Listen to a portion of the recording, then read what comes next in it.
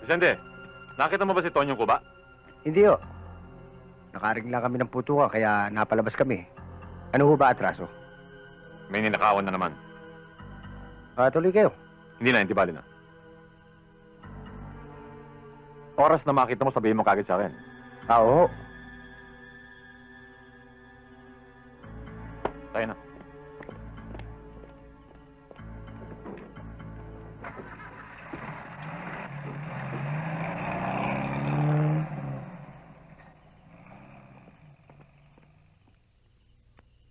Tonyo, lumabas ka na dyan.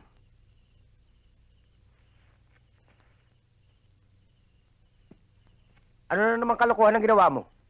Wala. Hindi naman sa akin. Kante? Bil Amar? Oo. May tama.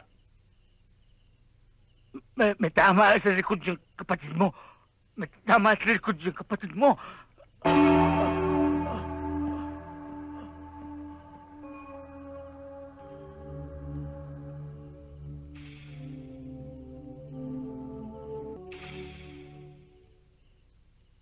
Mangambo, kailangan kong tulong ninyo. Maaaring isa ka sa umahawak ng bangkay na aking kapatid. Ang gusto kong malaman kung sino yung mga taong nagdala sa kanya rito. Vicente, hindi ako humawak sa bangkay ni Pepe. Kung hindi ikaw, sinong naririto nung araw na namatay ang aking kapatid? Ewan ko. Naroon ako sa baryo Makiling. Nag-anak ako sa binyag. Nagiinuman kami ng kumpare ko nung barilin si Pepe. Paano mo nalaman na nabaril ang kapatid ko? Hindi ko po alam. Hindi ko po alam. Ambo. Nadulas na rin lamang yung dila mo. Pagsabi ka na ng totoo, baka ikaw ang pasok din sa kabaw. Karding, maawa ka sa akin. Papatayin ako ni Hepe.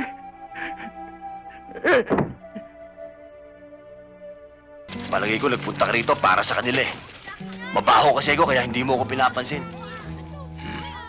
Ikaw ha? Hirap. Ikaw ha? Bakit ang dumi-dumi mo, ha?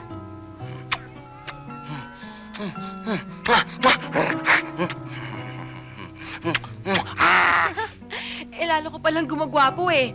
Kapag mabaho ka. Ayoko na. Talagang iniinsulto mo ako eh. Hindi, ano ba? Sabi ko na nga mo, mabaho ako eh. Ayoko na talaga.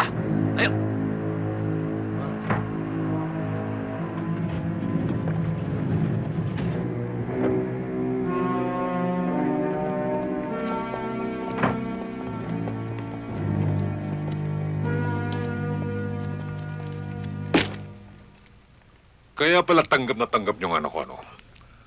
Dahil lahat kayo, damay sa kanyang biyaya. Hindi pa man Pasko, meron ako yung Santa Claus. Mawalang galang na ho, Don Perfecto. Huwag naman ho kayong ganyan magsalita. Matindi ka rin, ano, Bongoy? Napakatapang ng hiya mo.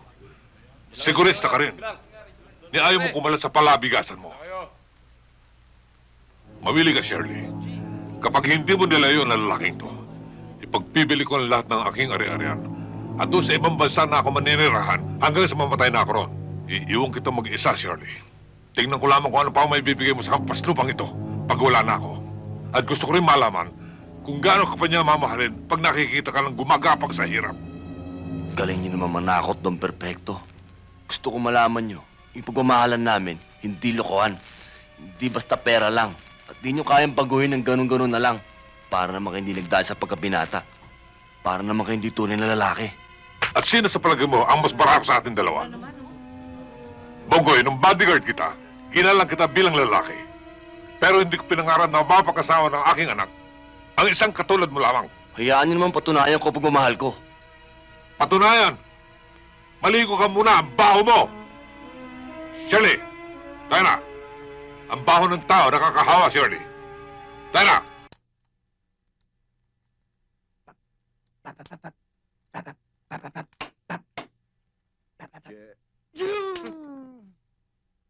Huwag mong iharap sa tao ang baril. At yung daliri, huwag ipapasok sa gatilyo sa labas muna. Tandaan mo, ang main target mo ay yung nasa gitna.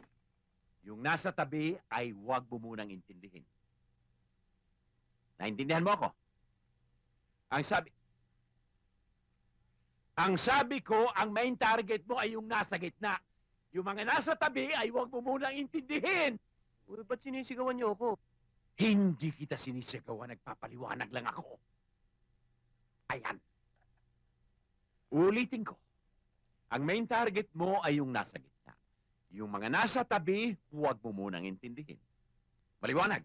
Yes, no. Okay.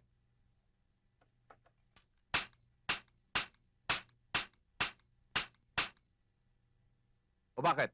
No, ang ayaw. Alin ang ayaw? Ayaw pumutok. Kasi wala pang bala. Oo nga pala. Hindi niyo naman nilagyan eh.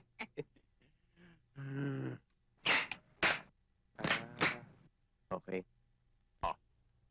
Kakalabitin mo na lang. Tandaan mo, yung sa gitna lang ang babarilin mo.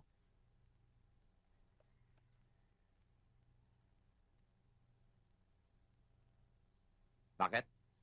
Nong, pakibabahin sa tenga, baka mabingi ako eh.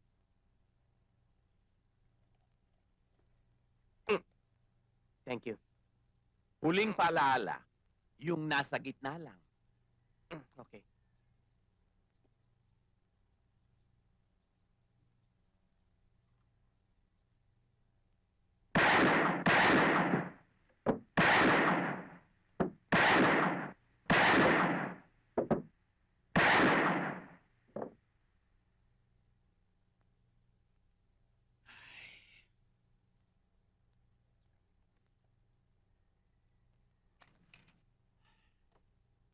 Anong sabi ko sa'yo?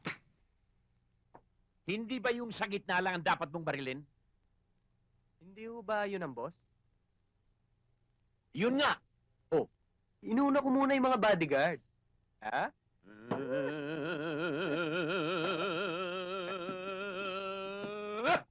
No, saan kayo pupunta? Wala! Eh, paano yung nasa gitna? Wala! Wala! Hindi ko pa napapatay. Wala! Wala! Wala! Wala! Wala!